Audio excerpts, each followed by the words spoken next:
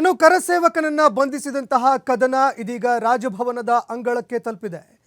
ರಾಜ್ಯಪಾಲ ಥಾವರ್ ಚಂದ್ ಗೆಹ್ಲೋಟ್ಗೆ ದೂರು ನೀಡಿದೆ ಬಿಜೆಪಿ ನಿಯೋಗ.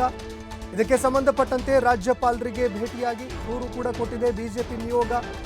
ಈ ಕೂಡಲೇ ರಾಜ್ಯಪಾಲ ಥಾವರ್ ಚಂದ್ ಗೆಹ್ಲೋಟ್ ಅವರು ಮಧ್ಯಪ್ರವೇಶ ಮಾಡಬೇಕು ಅಂತ ರಾಜ್ಯಪಾಲರಿಗೆ ಮನವಿ ಮಾಡುವಂತಹ ಕೆಲಸವನ್ನ ಬಿಜೆಪಿ ಮಾಡಿದೆ.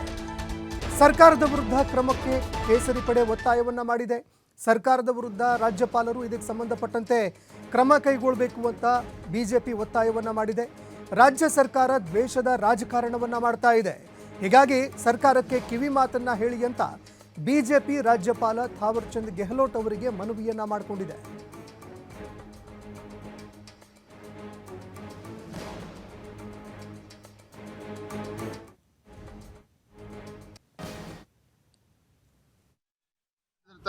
ಘಟನೆ ಬಗ್ಗೆ ಏನು ಹುಬ್ಬಳ್ಳಿಯಲ್ಲಿ ಶ್ರೀಕಾಂತ್ ಪೂಜಾರಿ ಅವರನ್ನ ಬಂಧನ ಒಳಪಡಿಸಿರ್ತಕ್ಕಂಥ ಕಾಂಗ್ರೆಸ್ ಸರ್ಕಾರದ ವಿರುದ್ಧ ಮಾನ್ಯ ರಾಜ್ಯಪಾಲರಿಗೆ ನಾವು ಮನವಿಯನ್ನು ಮಾಡಿದ್ದೇವೆ. ತತ್ಕ್ಷಣ ರಾಜ್ಯ ಸರ್ಕಾರದಿಂದ ವಿವರವನ್ನು ಪಡೆದುಕೊಳ್ಬೇಕು. ಇಡೀ ರಾಜ್ಯದಲ್ಲಿ, ಇಡೀ ದೇಶದಲ್ಲಿ ಇವತ್ತು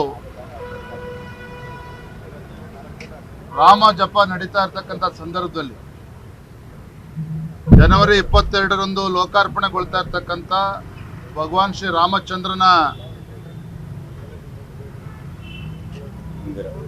ಒಂದು ವಾತಾವರಣವನ್ನು ಇಡೀ ರಾಜ್ಯದ ದೇಶದಲ್ಲಿ ನೋಡ್ತಾ ಇದ್ದೇವೆ. ಇಂಥ ಸಂದರ್ಭದಲ್ಲಿ ಈ ಒಂದು ರಾಜ್ಯ ಸರ್ಕಾರದ ನಡವಳಿಕೆ, ಮಾನ್ಯ ಮುಖ್ಯಮಂತ್ರಿಗಳು, ಕಾಂಗ್ರೆಸ್ ಸರ್ಕಾರದ ನಡವಳಿಕೆ ಇದು ಅನುಮಾನ ತರಿಸ್ತಾ ಇದೆ. ಎಲ್ಲೋ ಒಂದ್ ಕಡೆ ಇವರು ಹಿಂದೂ ವಿರೋಧಿ